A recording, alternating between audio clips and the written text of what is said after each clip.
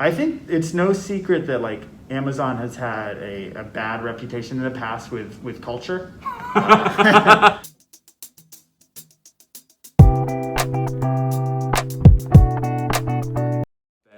thank you so much for being here today.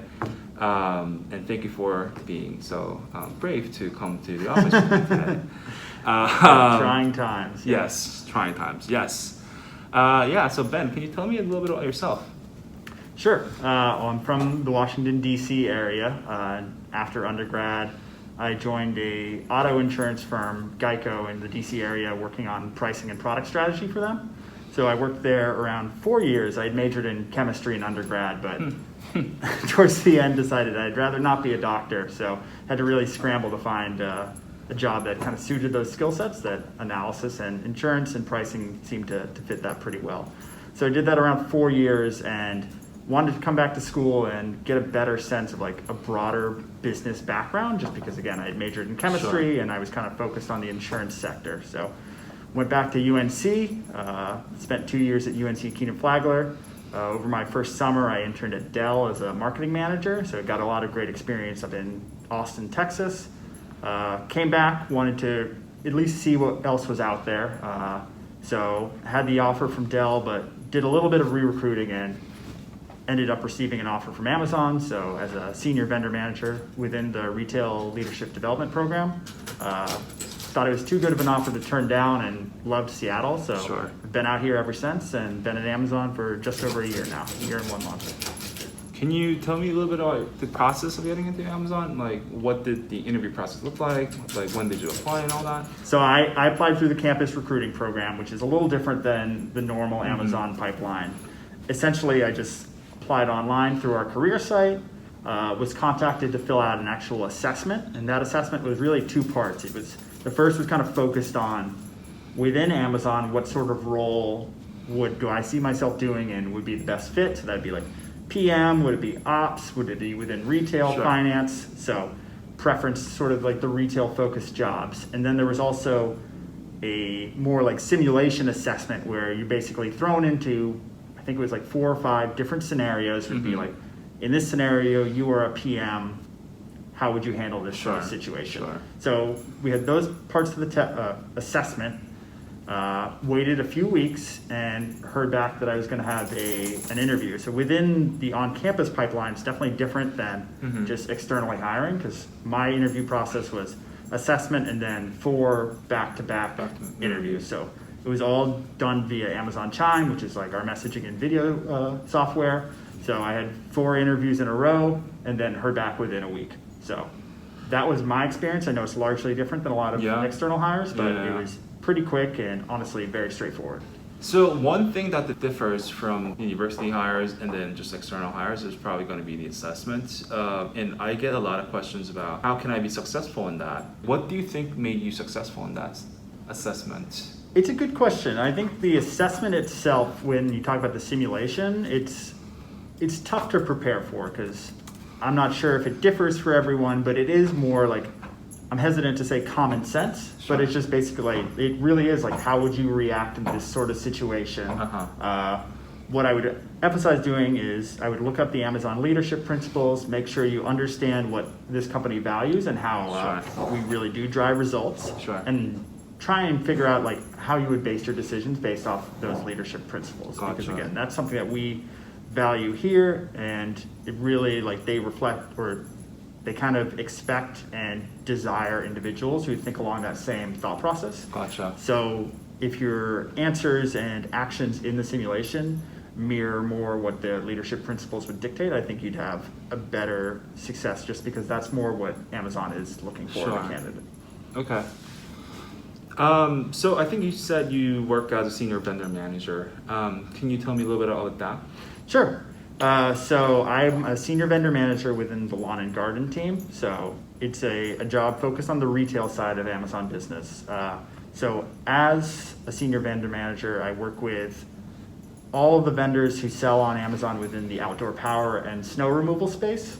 So I largely manage that P&L.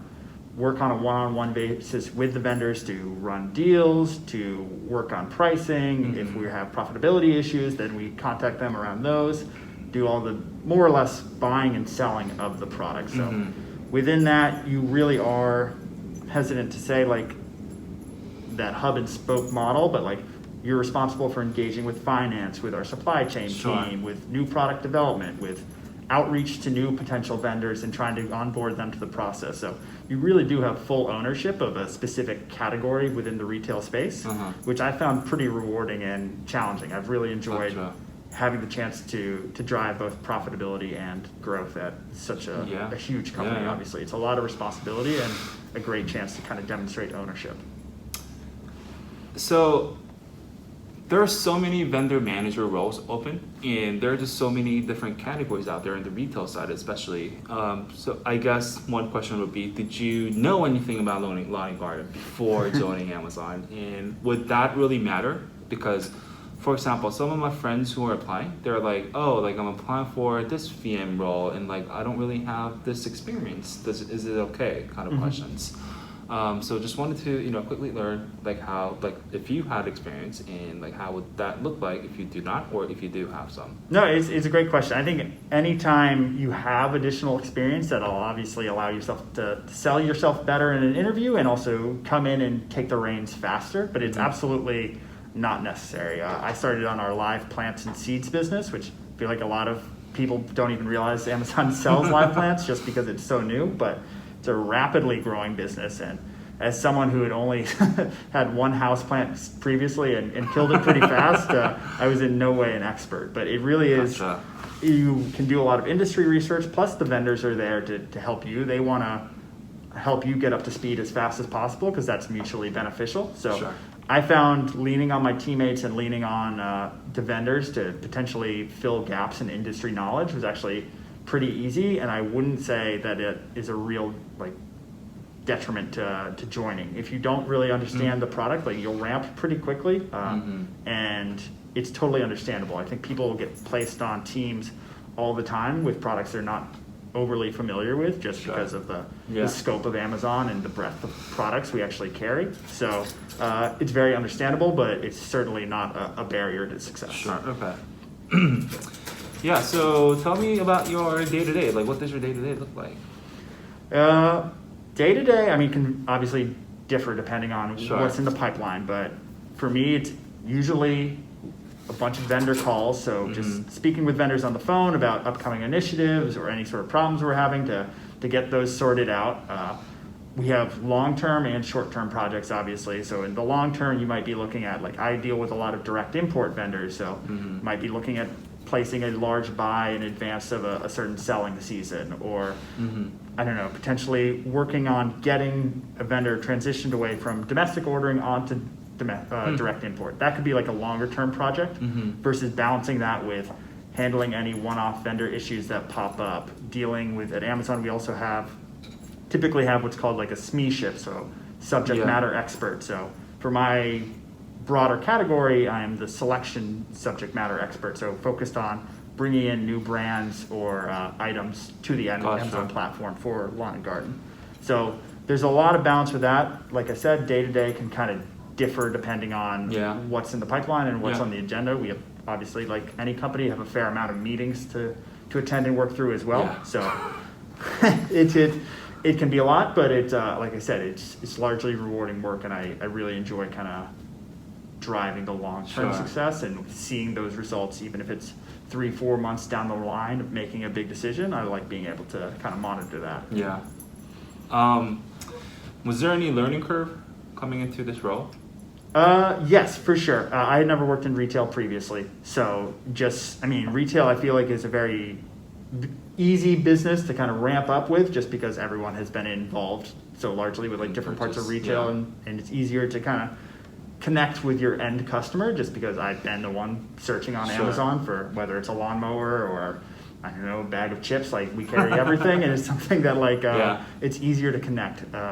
But just in terms of dealing, as a vendor manager, I think you're more hands-on than like a traditional buyer, but it is kind of a ramp up to learn your category. And like, obviously I'm aware of outdoor power equipment, but I didn't necessarily know all the individual brands that sell lawnmowers or pressure washers or even chainsaws. Like, it's really takes a little bit of time to kind of ramp up to that level, but once you're there, I feel like you really learn like exponentially at Amazon. Like your first month will obviously be tough, but by the time you hit 6 months, you feel so much better. And then even looking back a year, it really is crazy how fast you kind of ramp and feel more confident. So there's definitely a learning curve, but again, it shouldn't be a barrier to success here.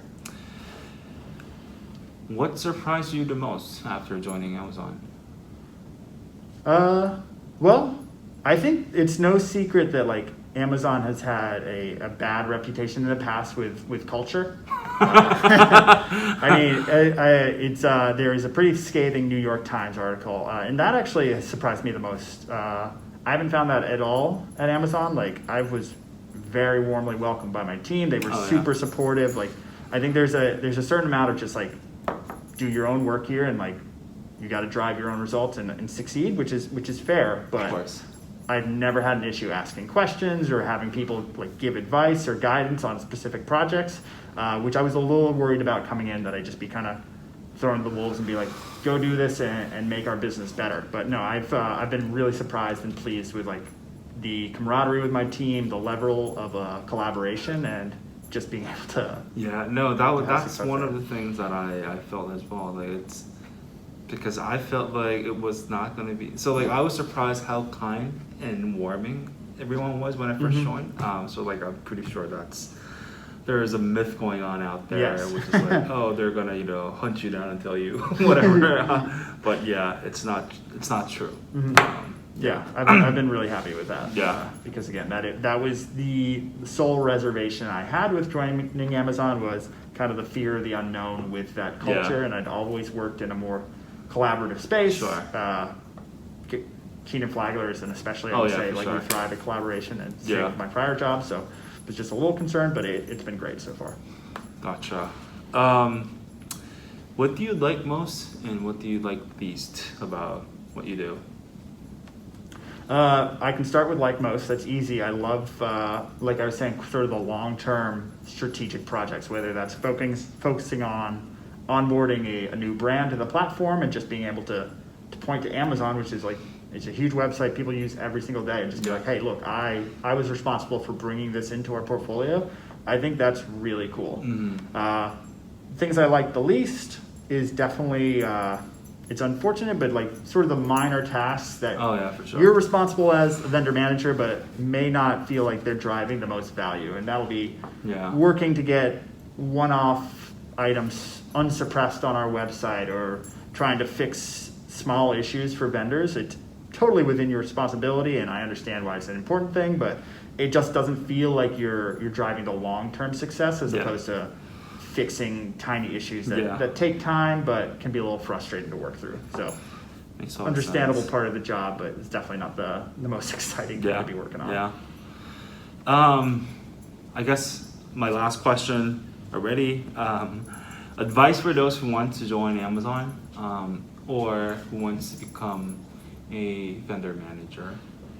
Yeah, I think so. For the broader Amazon piece, I definitely would be familiar with the leadership principles, and obviously like make sure they resonate with you, and that you're actually interested in a company that focuses on these things, and not just the name of the company, because it is very real about Amazon, and it's something that like if you feel like they apply to the way that you like to work, like that'll come through in an interview and really show. For vendor managers specifically, I think I would try and familiarize myself more with just retail in general. That's something I didn't have a great background on. I mean, obviously, like I said before, everyone kind of interacts with retail every single day, but just understanding the full picture. So whether that's working with vendors, and then the supply chain of picking up goods from a vendor, bringing them to our fulfillment centers. From there, orders come in, and the orders will be routed depending on which fulfillment center we have inventory in. Just understanding the broader retail dynamic, that can be really successful in interviews, because like most interviews, we had a lot of open-ended, just tell me about a time type interview questions. But then there are also some small cases, or at least in my experience, that are more retail specific, and just be like, how would you handle this type of situation? So I feel like any sort of retail background or knowledge that you could buff up on before an interview would really help you there. Gotcha. Oh, well, thank you so much, Ben. That was all for today. Great. Thank you so much. Appreciate your time. I'm sure everyone got valuable lesson today. Thank you. Thank Yeah. you.